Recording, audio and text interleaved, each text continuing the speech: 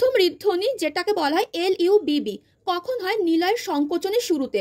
যখন নিলয়ের সংকোচনটা শুরু হয় তখন কি হয় না, দ্বিপত্র ত্রিপত্র কপাটিকাগুলো সজোরে বন্ধ হয়, সেই সময় প্রথম ঋদ্ধনি সৃষ্টি হয়। তারপরে হচ্ছে দ্বিতীয় ঋদ্ধনি যেটাকে বলা হয় ডুপ, DUP। এটা কখন হয় না, যখন প্রোটো ডায়াস্টেলিক পিরিয়ডটা চালু হয় ঠিক তার পর মুহূর্তে অর্ধচন্দ্রাকৃতি কপাটিকাগুলো বন্ধ হয়ে যায়, সেই সময় দ্বিতীয় ঋদ্ধনির সৃষ্টি হয়। তারপর হচ্ছে তৃতীয় ঋদ্ধনি।